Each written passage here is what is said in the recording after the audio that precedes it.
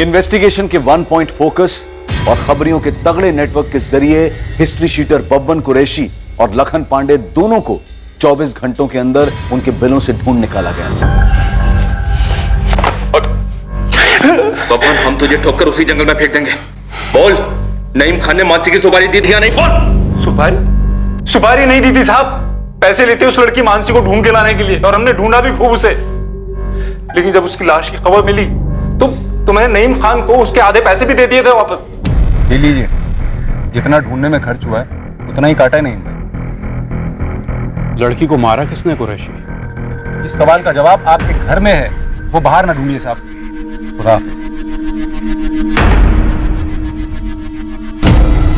लखन, अगर तुम हमें फैज की खबर या उसकी लाश के बारे में नहीं बताएगा तो यहीं सड़ेगा। और याद रखना, यहां से निकलने के लिए तू एक एक मिनट तड़पेगा। साहब, मुझे सच में कुछ नहीं पता। साहब, वो फैज की खुदकुशी के बारे में सुनते ही रामजी भाई ने मुझे फोन किया था साहब। अरे कैसे पैसे रामजी भाई? उस फैज के बच्चे के चक्कर में सारे पैसे खर्च हो गए। लेकिन उसने तो खुदकुशी कर ली मेरी बेटी को मारने के बाद। देखो रामजी भाई, आपकी बेटी का मुझे खेद है, पर पैसे तो मैं लौटाने से रहा। रखता हूं।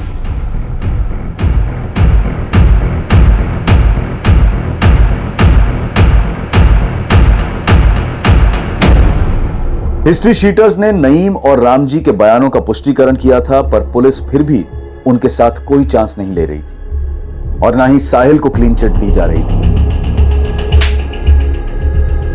दिल्ली कौन गया था लेटर्स पोस्ट करने? मैम, मैंने कोई लेटर नहीं भेजे। मानसी मारी जा चुकी, भाई भी जा चुके, मुझे भी मार डाल। नहीं जीना है मुझे। दो परिवार अपने बच्चों को खोने से तहस नहस हो चुके थे, लेकिन दूध का धुला कोई भी नहीं था। इन दो घरों की दीवारों में अविश्वास, रंजिश और नाराजगी में लिपटी कुछ सच्चाइयां अब भी रोशनी में नहीं आई थी। पर अगली सुबह इस केस से जुड़े सभी लोगों को एक ऐसा झटका दे गई जिसके बारे में किसी ने सपने में भी नहीं सोचा था।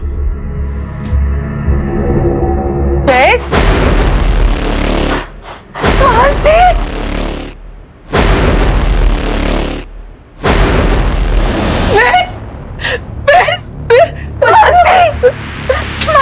तू ठीक है ना? कहाँ चली गई बेटा? कहाँ चली गई थी मानसी?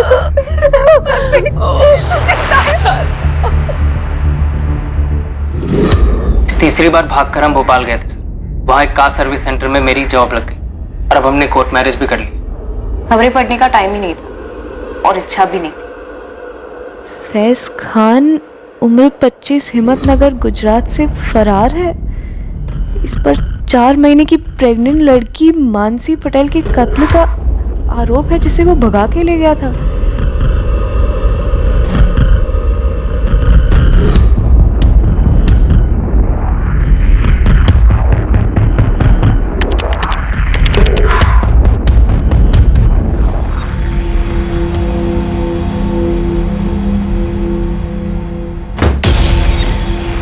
क्या हुआ मानसी? डर की मारी हम 3 दिन घर में ही बैठे रहे, कैदियों की तरह। और फिर वो सेकंड झटका आया जब वो लेटर्स वाली खबर आई। सुन मानसी, मेरे नाम से लिखे गए ये सुसाइड लेटर्स फर्जी हैं, पर हम फर्जी नहीं हैं और ना ही हमारी शादी फर्जी है। पता नहीं कौन है जो तुम्हारा मर्डर, ये लेटर और मेरे सुसाइड की झूठी अफवाहें फैला रहा है और क्यों। मुझे लगता है हमें। मैं बैग पैक कर लेती हूँ। 1 घंटे में अहमदाबाद एक्सप्रेस निकलेगी। अनरिजर्व तो अनरिजर्व सही, चलते और ये सारा ड्रामा खत्म करते। ये कल रात की बात थी सर, और आज हम दोनों आपके सामने बैठे, बिल्कुल जिंदा और उतने ही प्यार में जितना 1 साल पहले थे। और अब हम शादी भी कर चुके। और मैं प्रेग्नेंट नहीं हूँ, लेकिन आप लोगों को शक करने की आदत है, ये चाहे तो टेस्ट करवा सकते हैं। आप लोग सब बाहर वेट कीजिए।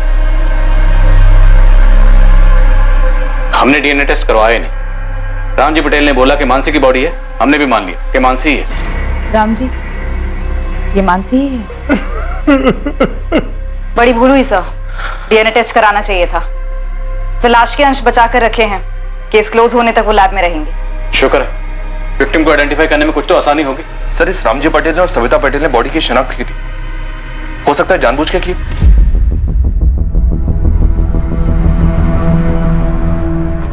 राम जी, सविता और मानसी, आप लोगों सर ने अंदर बुलाया है।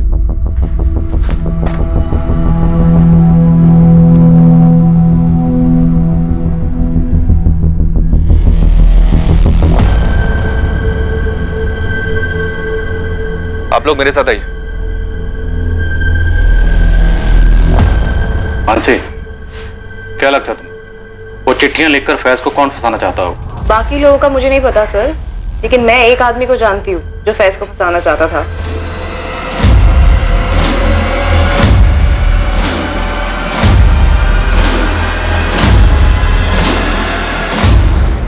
पापा मेरा फोन दो प्लीज। खा कसम कि आज के बाद तू उस कमीने लड़के से नहीं मिलेगी।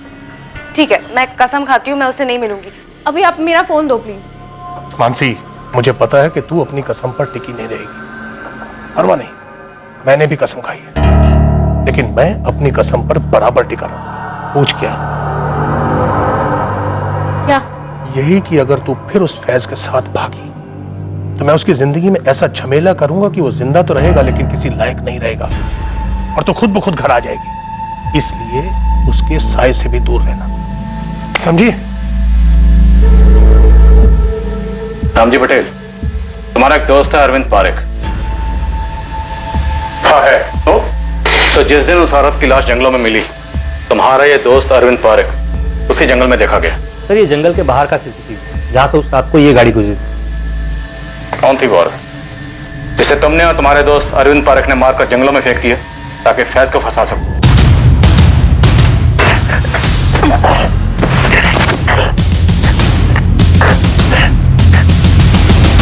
अरविंद, मुझे निकलना होगा।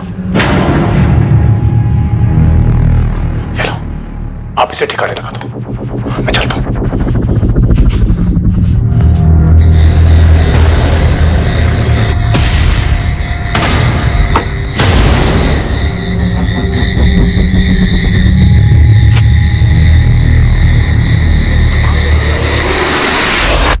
ये क्या बोले जा रहे हैं? मेरी बेटी ने कुछ बोल दिया तो कहानियां बनाई जा रहे हैं? चिट्ठी अरविंद भेजता है दिल्ली से, या उसका वहां आना जाना लगा रहता है? फैज, तुम और मानसी जब से हिम्मतनगर से निकले, कहां कहां रुके, किस किस से मिले, कौन कौन से फर्जी डॉक्यूमेंट्स बनवाए, किसके जरिए बनवाए, भोपाल में घर कैसे मिला, जॉब कैसे मिला, सब कुछ एक एक करके लिखो यहाँ। लेकिन सर मेरी डिटेल से उस लवारिस लाश का क्या ताल्लुक? शायद ताल्लुक है, इसलिए तो इतने सवाल कर रहे हो। तो बहस बेटा, जो साहब बोल रहे हैं वो लिख दे ना। साहब, अब हमें जाने दीजिए। अब ये तो कोर्ट तय करेगा कि आप लोग कहाँ जाओगे, घर जाओगे या जेल जाओगे। साहब, कुरैशी भी बोल चुका है कि सुपारी नहीं थी। बोलने का क्या है नईम खान, बोलने को तो फैज ने भी कहा था ना तुमसे कि वो अहमदाबाद की किसी शादी में गवाह बना था। साहिल ने हमसे बोला था कि मानसी उसकी सिर्फ क्लासमेट है। मैं भी तो बोल सकता हूँ कि कुरैशी ने उस औरत को मानसी समझ के मार डाला। तुम तीनों ने मिलकर ये साजिश रची हो। अरे बेटा, जैन साहब तो यूं ही कुछ भी बोले जा रहे हैं। वही तो नईम खान, बोलने से बात सच नहीं होती है, सच होती है सबूतों से और गवाहों से। सबूत हम कुरेद के निकाल लेंगे और गवाह जहन्नुम से ढूंढ निकालेंगे। समझ में आया? इस अरविंद पारेख को तो हम ढूंढ ही लेंगे, इसे ढूंढेंगे, इसे तोड़ेंगे और ये बोलेगा। याद रखना, अगर हमें पता चला कि ये सब कुछ तुम्हारा किया धरा है, तुम बच नहीं पाओगे। मैंने बस एक बेवकूफी की है, जो उस लखन पांडे को पैसे दिए थे फैज को ढूंढने के लिए। इसके अलावा और क्या किया मैंने? मेरी बेटी तीसरी बार घर से भागी थी, उसकी शिकायत लेकर मैं इसी पुलिस स्टेशन में आया था, लेकिन आप लोगों ने मुझे पकड़ा दिया और फिर उस लाश को मानसी की लाश बताया। किसने? आपने। मैंने बस मान लिया कि वो मानसी। सर जरा सोचिए, अगर अरविंद ने और मैंने उस औरत को मिलकर मारा फैज को फंसाने के लिए, तो क्या हमारी इस चाल में प्रांतिज के पुलिस वाले भी शामिल थे जिन्होंने उस लाश को मानसी की लाश बताया? क्या आप लोग भी शामिल थे जिन्होंने उसको मानसी बताया, ताकि मैं यहां आकर मुंडी हिला हिलाकर कहूं कि हाँ ये मानसी है, हाँ ये मानसी है? तो मैं शू बात करूं साहब।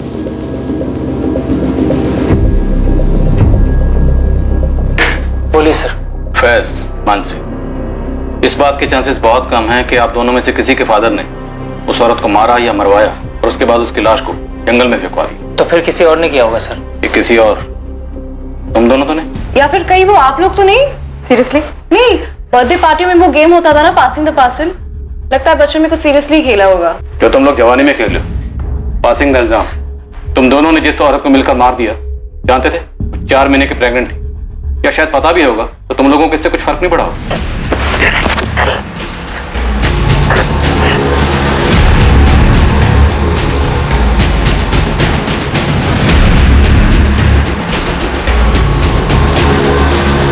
फिर अपने किसी दिल्ली के दोस्त से वो लेटर्स लिखकर पोस्ट करवाए। आखिर हम क्यों करेंगे इतना ड्रामा? क्योंकि ड्रामा करना तुम्हारी आदत है। घर से 3-3 बार भाग चुके हो तुम लोग। पहली बार ड्रामा किया माँ बाप को भापने के लिए, दूसरी बार राशिद और शबनम बन कर रहे। जब पकड़े गए वापस लाए गए तो तीसरी बार फुल एंड फाइनल ड्रामा, ताकि कोई तुमको ढूंढे ना। क्यों नहीं हो सकता? नहीं हो सकता, क्योंकि हम कोई टेढ़े मेढ़े मर्डर करने वाले लोग नहीं है। हम कोई क्राइम शो के फैंस नहीं है, हम लव स्टोरी के फैंस हैं। क्या मारी गई औरत की भी कोई लव स्टोरी थी? और अगर थी तो वो लवली और स्वीट तो कतई नहीं थी। और उस औरत का खान परिवार, पटेल परिवार, मानसी और फैज, इन सब से आखिर क्या ताल्लुक? फैज और मानसी को सेफ हाउस दिया गया है। ये एड्रेस है। करना क्या मैडम? इन दोनों पर साहिल खान, मुमताज खान और सविता पटेल, इन सब पर नजर रखनी है। वे धनिया पत्ता लेने भी निकले ना तो कितना लिया इसका डिटेल भी चाहिए मुझे। मिल जाएगा मैडम। वैसे गुस्सा की माफ हो, अब ये केस आप लोगों का नहीं बनता ना? लेकिन एक जिम्मेदारी तो बनती है ना हितेन। किसी ने हमारे साथ खेल खेला है ये चिट्ठियां भेजकर, और ये लेटर राइटर अगर हमारे संदिग्धों में हुआ तो ये केस अब भी हमारा है।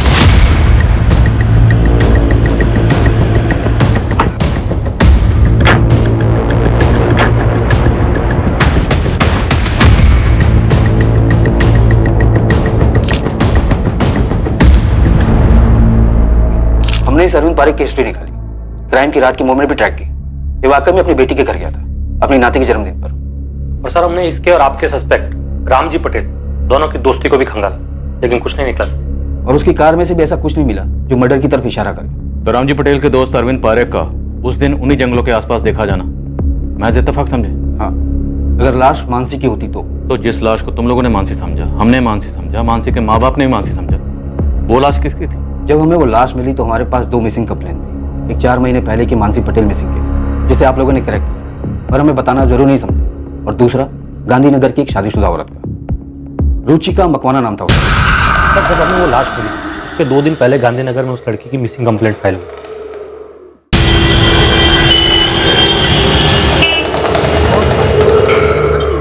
किसी पर शक? जी, उसका पति मोहित मकवाना। रुचिका को डिवोर्स चाहिए था और उसका पति मना कर रहा था। दोनों के बीच में मारपीट भी हुई थी। उसने रुचिका को जान से मारने की धमकी भी दी थी सर। ये मोहित करता क्या था? आर्किटेक्ट है। फोन नंबर और पता?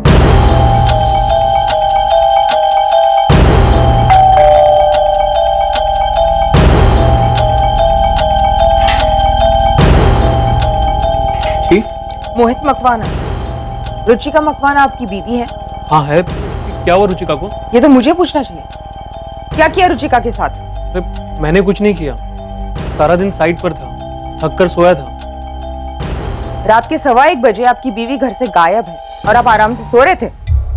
उस दिन से मोहित मकवाना कजौली गांधीनगर की कस्टडी में है। तो लाश की डिटेल सबसे पहले तुम लोगों ने गांधीनगर पुलिस स्टेशन भेजी?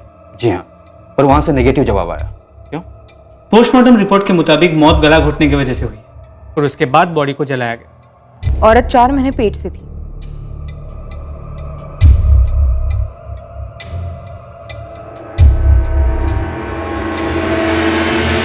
तो ये आपकी बेटी रुचिका नहीं है? हमारी रुचिका प्रेग्नेंट नहीं है सर। सर अभी शादी को 1 ही साल हुआ है। धीरज जी, रुचिका और मोहित के झगड़ों की वजह क्या थी? ठीक, रुचिका ने हमें कभी बताया नहीं। बीना जी आपको? वो सब अपने अंदर ही रखती थी। वैसे रुचिका की बाकी की सारी डिटेल्स मैच हुई, एज, हाइट, ब्लड ग्रुप, लेकिन रुचिका प्रेग्नेंट नहीं थी। ये जानने के बाद हमने उसे रूल आउट किया और आपकी मानसी की फाइल खोली। सर लड़की 4 महीने पहले लड़के के साथ भागी थी, तो उसके 4 महीने के प्रेग्नेंट होने की संभावना भी थी और बाकी सारी डिटेल्स भी मैच हो रही थी। तो हो सकता है वो लाश किसी तीसरी औरत की हो। हालांकि हमने उसके डीएनए संभाल के रखे हैं, पर मैच किससे करेंगे?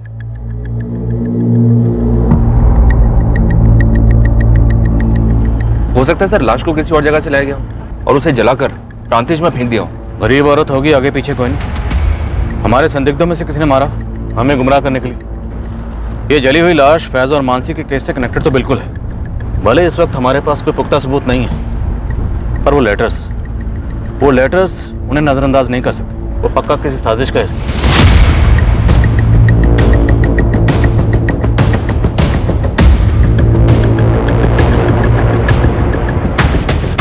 नितिन भाई। जी भाई, राजू भी साथ में ही है। हाँ बोल बल्लू, क्या खबर?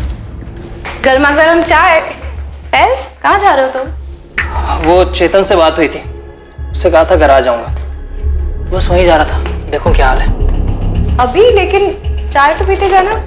हाँ रख दो, वापस आता हूँ तो गर्म करके पी लूंगा।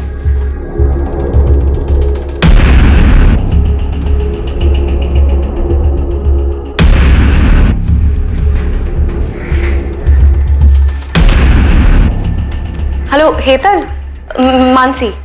हाँ हाँ सब ठीक है। सुनो ना, वो फैज गराज आने वाला था क्या? नहीं नहीं, मतलब आने वाला था। नहीं नहीं, ऐसे ही पूछ रही थी। मैं रखती हूँ। हाँ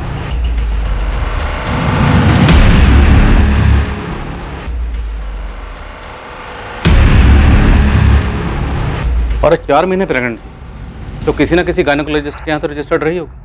हाँ सर, गरीब से गरीब औरत होगी तो भी किसी सरकारी अस्पताल में रजिस्टर्ड तो होगी ही। यहीं से शुरू करो। हमारे गुजरात के जितने भी सरकारी हॉस्पिटल हैं सब जगह खंगालो, पता करो कि 3 जून को गायब हुई वो 4 महीने की प्रेग्नेंट औरत कौन थी। बाकी पैरामीटर्स हैं हमारे पास मैच करने के लिए। जी सर, पूरे स्टेट में सैकड़ों सरकारी अस्पताल हैं जहां लाखों यंग औरतें 4 महीने प्रेग्नेंट रही होंगी। तो माना का दायरा काफी फैला हुआ है, लेकिन करना तो पड़ेगा ना। सरकारी हॉस्पिटल के साथ साथ जितने भी प्राइवेट हॉस्पिटल हैं और क्लिनिक्स हैं सब जगह खंगालो, सब जगह पता करो। जी सर, हितेन का फोन था। उसके खबरी बल्लू और राजू रामजी पटेल और नईम खान को फॉलो कर रहे थे। रामजी पटेल और नईम खान के बीच में एक मीटिंग हुई।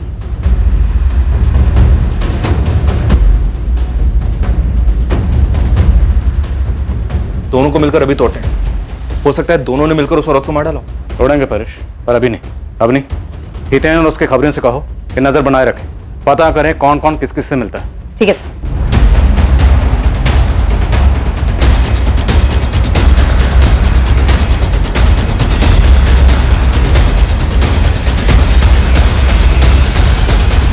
रामजी पटेल और नईम खान क्यों मिले? गराज के बहाने फैज आखिर कहां गया था? इन सभी सवालों के जवाब बहुत जल्द सामने आने वाले हैं।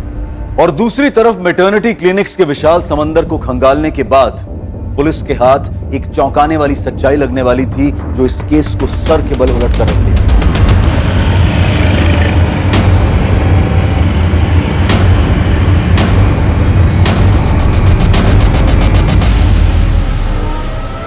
जी, ये रुचिका मखमाने मेरी पेशेंट ही थी। कौन सा ट्राइमेस्टर था इसका? दूसरा स्टार्ट हुआ था और मेरा लास्ट अपॉइंटमेंट इसके साथ 11 मई को हुआ था। रुचिका सब कुछ एकदम नॉर्मल है, बच्चे की ग्रोथ भी एकदम परफेक्ट है। बस मैं तुम्हें कुछ सप्लीमेंट्स लिख देती हूँ, उन्हें तुम टाइम पे लेती रहना, बाकी तो सब नॉर्मल है। डॉक्टर, अगली सोनोग्राफी की डेट क्या है? रुचिका, नेक्स्ट मंथ 3 जून को तुम्हारे 4 महीने पूरे हो रहे हैं, तो वो डेट ठीक रहेगी तुम्हारे लिए? जी थैंक यू। फिर 3 जून को तो वो आई ही नहीं। हमें उसकी बॉडी 3 जून को ही मिली, तो अगर ये लाश रुचिका की थी तो उसका मर्डर 3 जून को ही हो गया होगा। रुचिका ने कभी आपसे कोई ऐसी बात कही कि उसकी फैमिली बच्चे से खुश नहीं थी? नहीं, मुझसे तो उसने कभी भी ऐसी कोई बात डिस्कस नहीं की थी। खुश लगती थी हमेशा, एकदम नॉर्मल।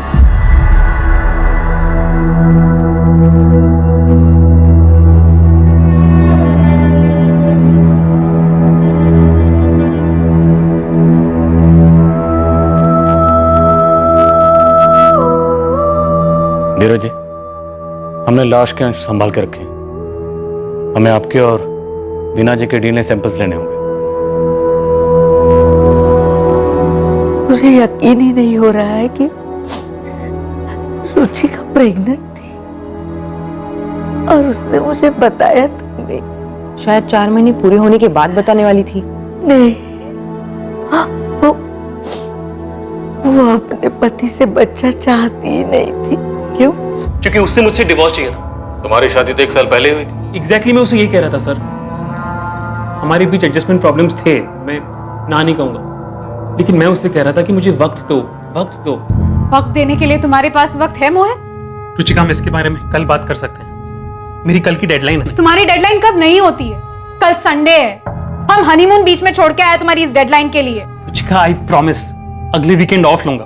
ओह, मतलब अगले हफ्ते 1 घंटा ऑफ लोगे, है ना? को मुंह मत खुलवाओ, ओके? मशीन हूं क्या?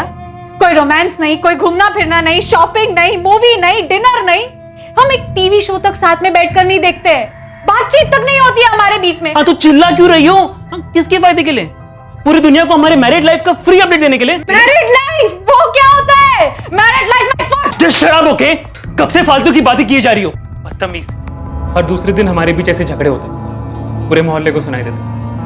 और रही बात उसकी प्रेगनेंसी की, ये नामुमकिन है, मिस्टेक हुई आप लोगों से सर। इतने दावे के साथ कैसे कह सकते हो? क्योंकि उसे मुझसे बच्चा नहीं, डिवोर्स चाहिए था।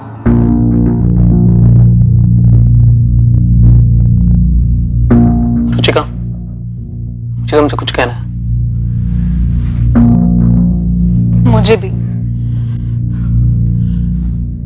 रुचिका देखो, मैं सोच रहा था कि हमारे बीच इतना टेंशन है, अगर हम बच्चा करें तो शायद चीजें बेहतर हो। हाँ मोहित, मैं तुमसे कहने वाली थी मुझे डिवोर्स चाहिए।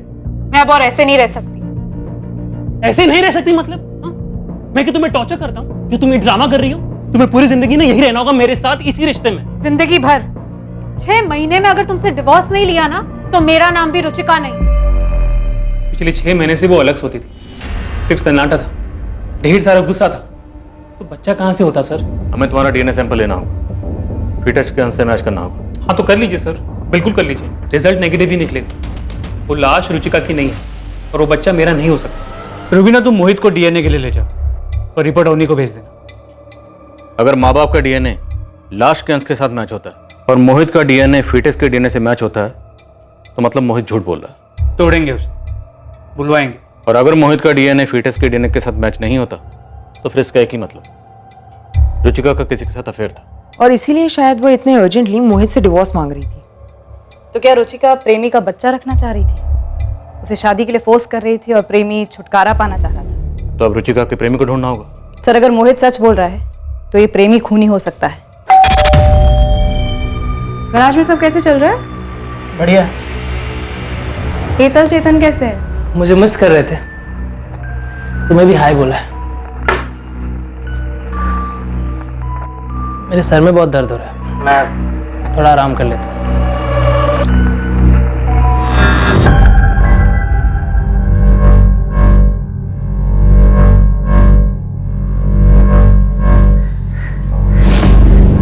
फोन पे फोन किए जा रही थी मैं। कहाँ गए थे आप? दुकान पर भी नहीं थे। एक जरूरी काम था। नहीं, कुछ छुपा रहे हैं आप? आपने मुझे बताया नहीं कि आपने मानसी को धमकी दी थी कि आप फैज को फंसाएंगे।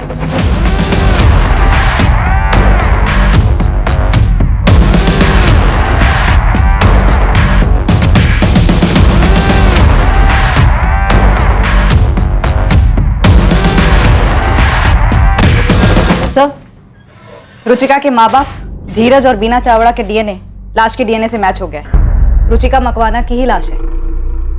मोहित का डीएनए? फीटस से उसका डीएनए मैच नहीं हुआ। क्या? तो मतलब रुचिका के पेट में जो बच्चा था वो उसके पति मोहित से नहीं था?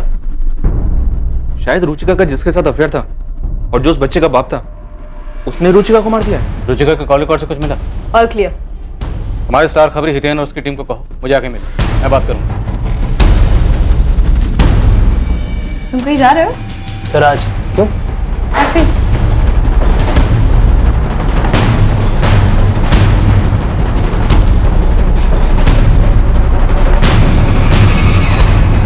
साहब, अहमदाबाद और गांधीनगर में रुचिका के बॉयफ्रेंड ढूंढने से अच्छा होगा कि रुचिका के कॉल रिकॉर्ड चेक किया जाए। अरे वो तो हम कर ही लेंगे, पर अब क्या सारे केसेस फोन रिकॉर्ड से सॉल्व होंगे? अब तो स्टैंड अप कॉमेडियंस भी हमारा मजाक उड़ाने लगे। जरा सोचो, जब ये मोबाइल फोन नहीं थे तब केसेस कैसे सॉल्व होते थे? सूंघ कर, मैदान में कूद जाओ मैदान में।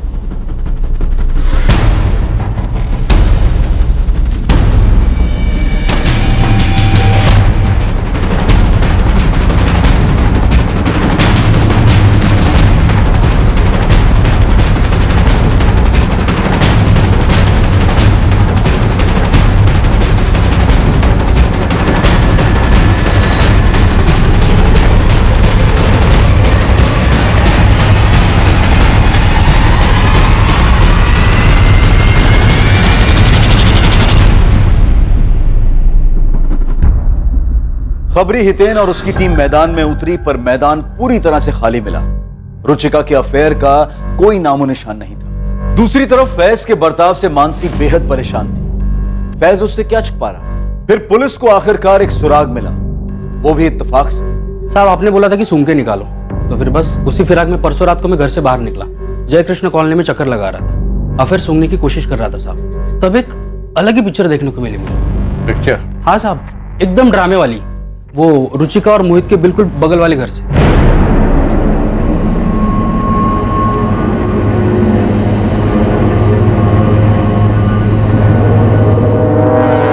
से रुचिका के मर्डर की खबर आई है, तुमने तो अपना डिवोर्स का जाप ही करना बंद कर दिया। क्या हुआ, डर गए डिवोर्स मांगने वालों का हाल देखकर? देखो शगुन, मैंने तुमसे इस बारे में कोई बात नहीं करनी है। तुम ये बताओ कि डाइवोर्स कब दे रही हो तुम मुझे? पहले तो मैं तुम पर दहेज और घरेलू हिंसा का केस ठोकूंगी, उसके बाद उसे जीतूंगी। तुम्हें कुछ सालों की सजा होगी, तब तक हमारे आरुष की शादी भी हो जाएगी, उसके बाद मैं तुम्हें डिवोर्स दे दूंगी, समझे? मनुष्य का तू, तेरी माँ, समझा? हट। शगुन, मजा आ रहा है ना तमाशा देखने का? जी नहीं, वो कुछ काम से मोहित साहब से मिलने आया था, पता चला वो। हाँ ठीक है, मैं भी यहाँ सामने ही रहता हूँ। कितनी रातों से मैं चैन से सोया भी नहीं। इनके झगड़े की वजह से?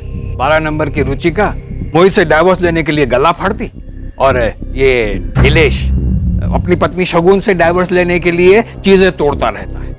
रुचिका का तो फिर भी ठीक है, 1 साल की ही शादी है, कोई बच्चा भी नहीं है। लेकिन ये नीलेश, उसका तो 7 साल का बच्चा है, फिर भी डाइवोर्स क्यों भाई? और अब तो रुचिका का मर्डर भी हो गया। साहब मुझे तो बस बू आ रही है, वो रुचिका के कॉल रिकॉर्ड से कुछ मिला नहीं, मैडम ने बताया मुझे। लेकिन हो सकता है कि रुचिका को कभी कॉल करने की जरूरत ही ना पड़ी हो। ये भी हो सकता है कि रुचिका का वो आशिक उसके बगल वाले घर में रहता हो, नीलेश बारोट। इस अफेयर का कोई सबूत? साहब बिना सबूत का तो मैं खड़ा ही नहीं हो पाता। इसे देखा है कभी? यार पुलिस से हूँ।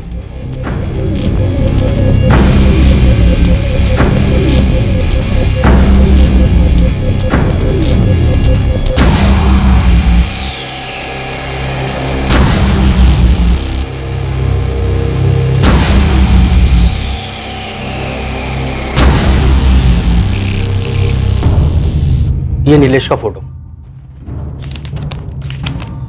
और ये नीलेश का नंबर। सब कॉल रिकॉर्ड भले ही साफ हो, लेकिन लोकेशन रिपोर्ट से बहुत कुछ हाथ आ सकता है। सर ये अपना किलर हो सकता है, पर मुझे नहीं लगता इसने ये अकेले ने किया हो।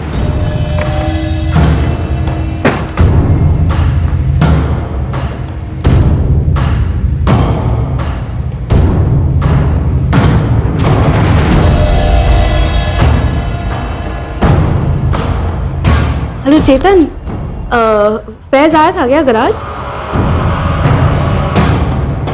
नहीं, ऐसे ही पूछ रही थी, वो उसका फोन नहीं लग रहा था। मैं बाद में बात करती हूँ।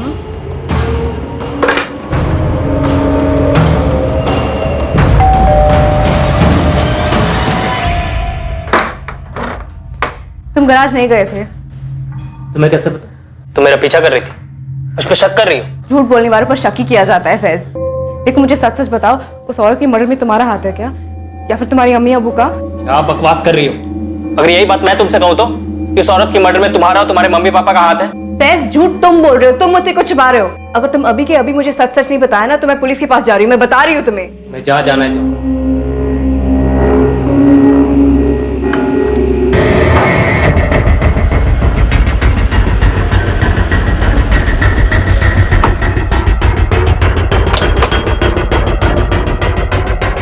नीलेश बारोट ऑफिस में है? जी, सुबह से कहीं गए नहीं।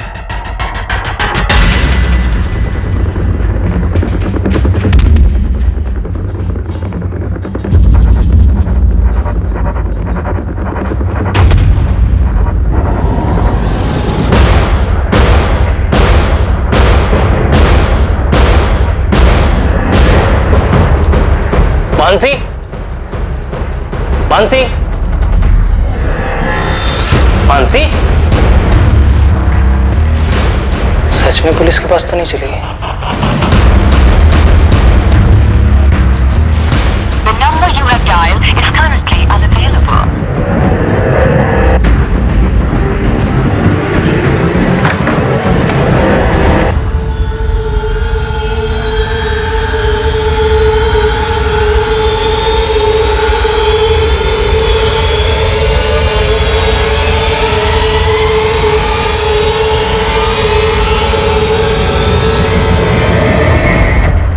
देखिए, आप लोग मुझ पर इस तरह से झूठा इल्जाम नहीं लगा सकते। एक तो आप ये केस सॉल्व कर नहीं पा रहे हैं और ऊपर से मुझे बलि का बकरा बना रहे हैं। आपके किसी भी सवाल का कोई जवाब नहीं दूंगा मैं।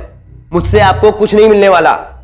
हमारे इस लॉकअप में अक्सर मुजरिम उगलते हैं और हम सुनते हैं। आज कुछ अलग करते हैं। आज हम बोलेंगे और तू सुनेगा। तुम और रुचिका पड़ोसी थे, पड़ोसी से फिर दोस्त बने, दोस्त से फिर प्रेमी और प्रेमिका, और फिर तुम दोनों में अफेयर शुरू हो। ज्यादा वक्त नहीं लगा होगा करीब आने में। सब ठीक चल रहा था, पर फिर रुचिका प्रेग्नेंट हो गई। शादी करना चाहती होगी तुमसे, और तुम्हारी बीवी तुम्हारे ऊपर केस करने की बात कर रही थी। तुम दोनों तरफ से फंस चुके थे और वक्त निकला जा रहा था। नीलेश, आज 4 महीने पूरे हुए। कल सोनोग्राफी है 6 बजे। मैं मोहित को सब कुछ सच सच बता देना चाहती हूँ। लेकिन रुचिका, उससे शगुन को भी तो सब कुछ पता चल जाएगा ना। उसने खुलेआम धमकी दी है, बोलती है केस ठोक दूंगी। और नीलेश, मैं अब और इंतजार करना नहीं चाहती। मैं सबको जल्द से जल्द बता देना चाहती हूँ कि मैं माँ बनने वाली हूँ, तुम्हारे बच्चे की। तुम्हारे साथ रहना चाहती हूँ। और वैसे भी कुछ दिनों में लोगों को दिखने ही लगेगा कि मैं प्रेग्नेंट हूँ। प्राणतीज में कुल मंदिर है, वहां चल करके शादी कर लेंगे। कल। लेकिन तुम्हारी बीवी, वो केस? अरे वो सब छोड़ो ना। एक बार हम लोग शादी कर लेंगे तो मोहित और शगुन को सब कुछ सच सच बता देंगे। अरे बोल देंगे प्यार करते हैं यार। You happy now? तुम इस दबाव से तंग आ चुके थे, इस रिश्ते की मुसीबत से छुटकारा चाहते थे।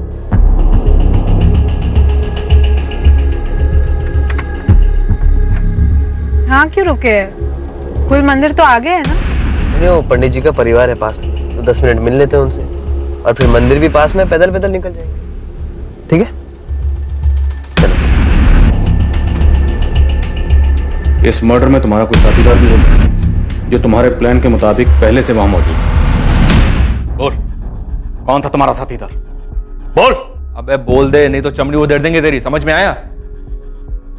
और तुम्हें लगता है कि फैज का कोई हाथ हो सकता है इसमें? वो मुझसे झूठ क्यों बोल रहा है? मुझसे कुछ छुपा क्यों रहा है? और कौन शामिल था तुम्हारे इस प्लान में? ये काम तुम्हारे अकेले का तो नहीं लगता। तुमने और तुम्हारे साथी ने पहले रुचिका का कत्ल किया और फिर उसकी बॉडी को ठिकाने लगा।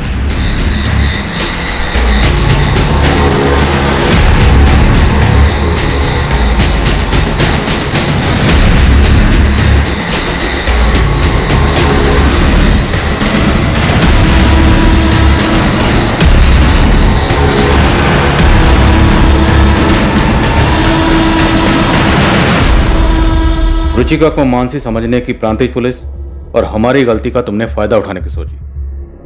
तुमने मानसी और फैज के केस को बड़ी बारीकी से स्टडी किया और फिर वो चिट्ठियां लिखी। कोई साथीदार था या ये सब अकेले ने किया? आपके पास मेरे खिलाफ एक भी सबूत नहीं है, एक भी नहीं। तुमने फैज की किसी और से बात होते हुए सुनी? कोई मिलने आया था उससे? ये भैया बस यहीं रोक दीजिए।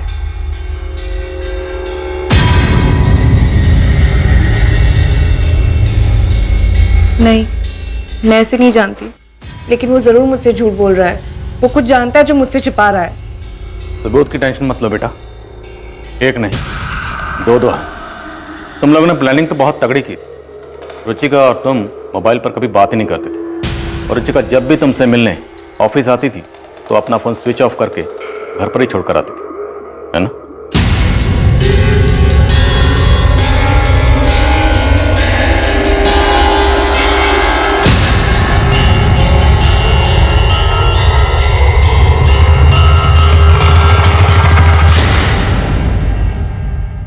पर 3 जून को तुमसे गलती हो गई। 3 जून को तुमने अपना फोन अपने साथ ही रखा, और वो भी ऑन। शायद तुमने अपने साथी से कोऑर्डिनेट करने के लिए रखा होगा। ये देख,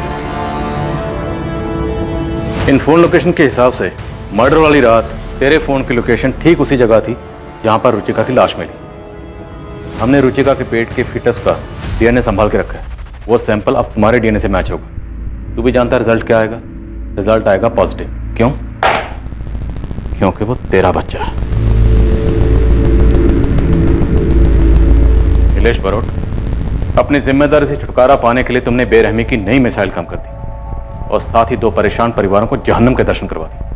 इतना ही नहीं, फैज के नाम का झूठा सुसाइड नोट लिखकर फॉल्स एविडेंस प्लांट करके हमें गुमराह करने की कोशिश की। बहुत घुमा लिया तुमने। अब बोल, वरना अच्छे खासे लोगों को गायब करके उनकी लाशों को ठिकाने लगाना हमें भी आता है। बोल, मेरा साथीदार कौन था?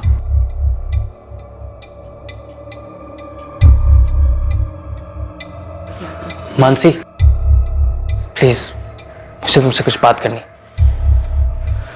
Ma'am 1 minute.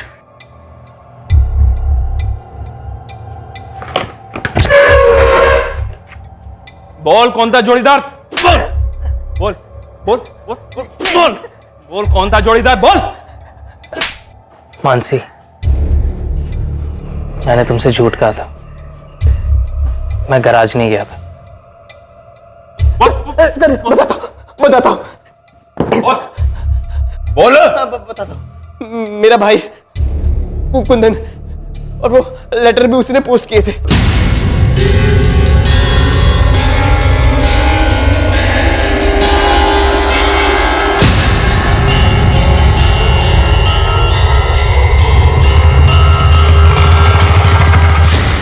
फैज, तुम आखिर गए कहाँ थे? मैं अपने घर गया था अपनी अम्मी से मिलने। मुझे उनकी बहुत याद आ रही थी मानसी, लेकिन इसके पीछे कोई साजिश नहीं है। तुम्हें नहीं आती अपने मम्मी पापा की याद? मैंने उसे धमकी दी थी क्योंकि मैं उसका भला चाहता हूं, बाप हूं मैं उसका। लेकिन मानसी हमसे नफरत करती है। अब नहीं करेगी। मैं नईम खान से मिलने गया था। क्या? हाँ बोलो, क्यों बुलाया मुझे? नहीं, जो होना था सो हो गया। बच्चों ने शादी भी कर ली, अब हमें भी स्वीकार कर लेना चाहिए। इस सब में पुलिस भी हमें सुपारी देने वाला समझ रही है। जो मैं तो हूं नहीं, आपके बारे में मुझे पता नहीं। मैं भी नहीं, मैं तो बस अपनी बच्ची का भला चाहता हूं, जो आप भी चाहते हैं फैज के लिए, है ना? ठीक कह रहे हो रामजी भाई, इस बात पे मिट्टी डालते हैं। इन दोनों बच्चों की मर्जी कबूल कर लेते हैं। फैज, अगर इतनी सी बात थी तो तुमने मुझे पहले क्यों नहीं बताया? तुम्हें क्या लगा कि मैं तुम्हें तुम्हारी अम्मी से मिलने नहीं दूंगी? नहीं मानसी, ऐसी बात नहीं है। तुम अपने घर वाले से मिलने नहीं चाहती थी, और मैं नहीं चाहता था कि मुझे मेरे घर जाते तक तुम्हें बुरा लगे। लेकिन हमारा प्यार सच्चा है मानसी। लेकिन हमारे माँ बाप भी तो, जो भी हुआ अपनी जगह तो वो ठीक ही थे। बगावत हमने की, हमारा भागकर शादी करना सिर्फ उतना ही नहीं रह गया, एक मर्डर केस भी जुड़ गया। कितने परेशान हो गए ऐसे। मानसी, मुझे लगता है तुम्हें भी अपने मम्मी पापा से मिल लेना चाहिए। एटलीस्ट हम ट्राई करके तो देखें। माफी मांग लो, माँ बाप है, मान ही जाएंगे। नीलेश बारोट और उसके छोटे भाई कुंदन पर धारा 302 के तहत डबल मर्डर के चार्जेस लगे हैं, रुचिका के और उसके पेट में पल रहे बच्चे के मर्डर के जुर्म में। साथ ही धारा 120 के तहत सबूत मिटाने और पुलिस को गुमराह करने के चार्जेस भी लगाए गए हैं। मोहित मकवाना को जुडिशियल कस्टडी से रिहा कर दिया गया है और उसके खिलाफ सारे चार्जेस खारिज कर दिए गए हैं। रुचिका के पेरेंट्स को उसके अफेयर और उसके मर्डर की हकीकत को मानने में काफी समय लगेगा। फैज और मानसी ने हिम्मतनगर में ही रहने का फैसला कर लिया है। फैज अपने गराज लौटा है और मानसी ग्रेजुएशन के साथ पार्ट टाइम जॉब कर रही है। उन दोनों के परिवारों ने उन्हें सपोर्ट करने का फैसला किया है। अभी तक किसी भी बिरादरी के ठेकेदारों ने कोई खास आपत्ति नहीं जताई है। क्रिमिनल्स जितने शातिर और चालाक होते हैं उतने ही इलॉजिकल भी होते हैं, और ऐसे अनगिनत केसेस हैं जहां जुर्म करने के बाद और उसे छुपाने के चक्कर में वो खुद अपनी कब्र भी खोद देते हैं। इस केस ने एक बार फिर से साबित किया कि जुर्म कभी सफल नहीं होता, बस सिर्फ देर होती है उसे गलती की रोशनी में आने की जिसे मुजरिम कर ही बैठता है। बहरहाल इस केस में इन्वेस्टिगेशन के हाथों कुछ गलतियां और लापरवाहियां होने के बावजूद जिस तरीके से उन्होंने इस केस को हल किया वो काबिल तारीफ है। अब मैं अनूप सोनी आपसे विदा लेता हूं, फिर मुलाकात होगी एक और नए केस के साथ कल रात 11 बजे कौन बनेगा करोड़पति के बाद। और याद रखें, क्राइम और आपके बीच में सिर्फ इतना फर्क है कि आप कितने सतर्क हैं। सतर्क रहें, सुरक्षित रहें। जय Hind. For more updates, subscribe to our channel, click the show links and enjoy watching the videos.